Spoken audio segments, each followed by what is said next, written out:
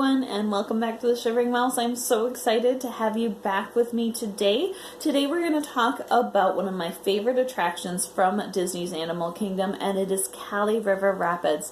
This has been one of my favorites since the first time I visited the parks, and I actually visited this park the first year that it opened, so it's really exciting to me. I kind of have this special excitement about this park because it's the only one I've been to the year it opened, and so, I don't know, it just kind of endears it to me. Now, when it first opened, there really wasn't a ton there, and I think that's why Animal Kingdom has kind of gotten this reputation as a half-day park, when really it's grown so much. If you were someone like me who went there at the beginning, you know that this park has expanded in leaps and bounds. There's so much more to do there, and it's just a blast. You feel like you're transported to somewhere new, and while there's a lot more to do there now than there was when it opened, Kali River Rapids is one of the attractions that was opened the first time I went there in 1998.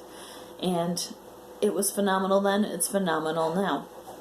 Basically, you ride a raft through a bunch of like temples and forests and jungles, and you start out kind of in the jungle on this attraction, and as you go throughout the attraction, it's meant to give you a message on habitat protection and deforestation. So as you go through, you'll notice more and more areas of the forest that you're in have been cleared.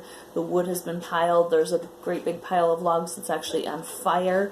I've never understood why you would deforest an area just to set it on fire immediately, but I don't know, they must have found somebody who does that, because otherwise why would they spend so much money to put it on the attraction, right?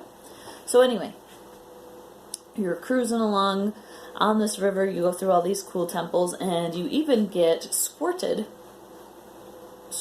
I'm not sure that's the right word, but it's, the people on the bridge watching you go through on your raft have these little cannon guys, and they can squirt water at you from on the bridge. So it's kind of like Splash Mountain in that they get to see you go by, but they actually get to participate in this one. So if you have a couple party members who are not comfortable with the raft ride, either because you're going in March and it's still a little chilly, or just somebody who, you know, spend a lot of time on their hair and they don't want to go in the water, this might be a better option for them, because then they can interact with their friends on the ride without having to actually get soaked.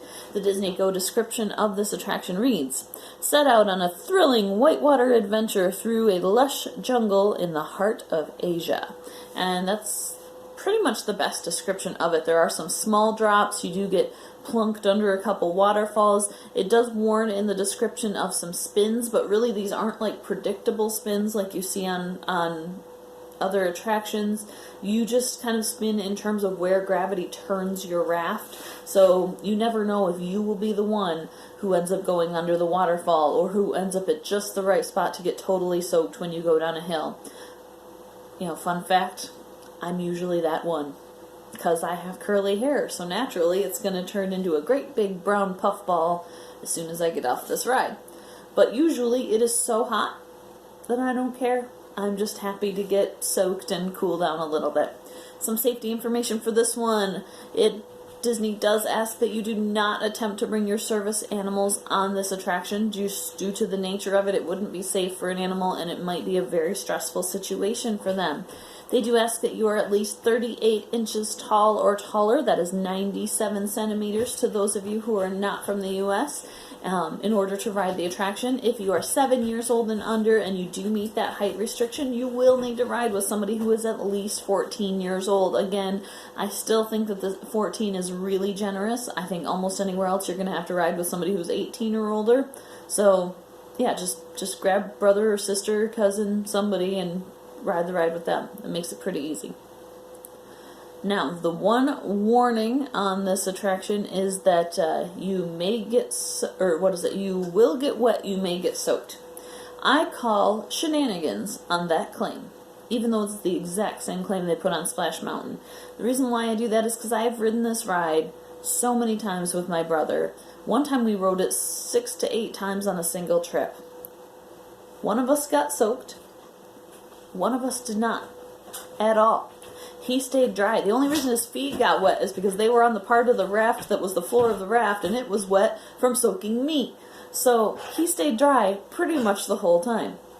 He did eventually get a tiny little spot spot about the size of a pencil eraser on his shirt, and at that point we called it quits. I realized this guy was not going to get as soaked as I was on the ride, and at this point I was definitely on the losing end of this battle. I think this was in like the 90s too, when you carried one of your little disposable cameras with you, and I didn't want to get that destroyed. I've got stuff to do. I've got to take pictures of my finger underwater, my finger at the pool, my finger on the rides. I was terrible at taking pictures. I always got my finger in the middle of it. So, thank goodness for cell phones, I guess. Then I can just delete the evidence.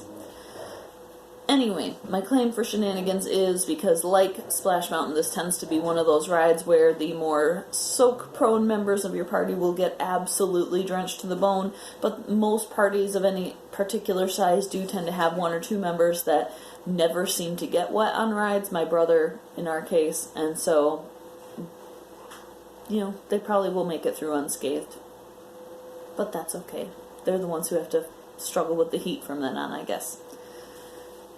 Now, this is a ride, too, that I was always a little uncertain as to whether I was remembering it accurately, because the first year I rode that attraction, I was almost sure that I remembered a bunch of suits of armor around the log pile that was all charred, and it hasn't been there since any other time that I've ridden that attraction.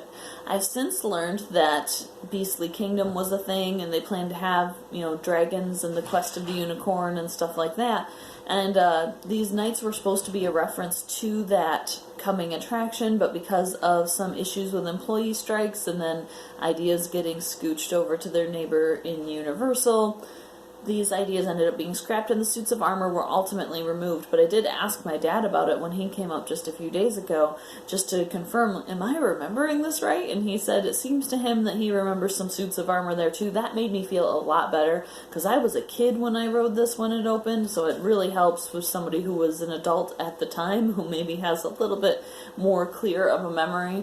I have found a couple reports of other people who kind of recall seeing these suits of armor there, but not very many. So it's kind of like the Hatbox Ghost phenomenon, where it's something that was only there for just a wee bit of time, and it's been changed for so long that a lot of people are sure that it never actually happened.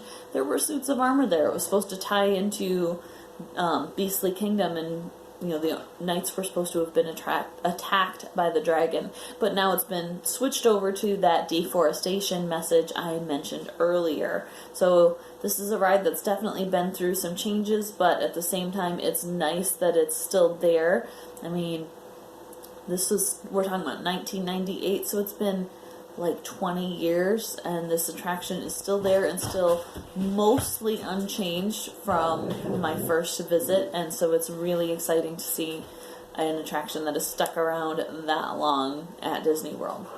I don't know, I feel like Disney World, there's kind of a track record, right?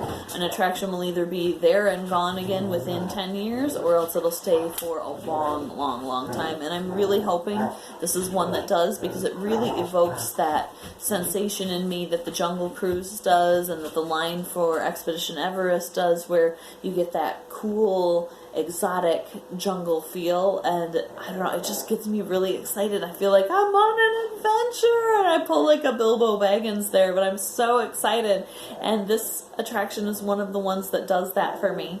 So yeah, absolutely give this one a try, especially if you have members of your family that have a hard time with the heat, or ones that need to kind of gradually be worked into that 5-story drop at Splash Mountain.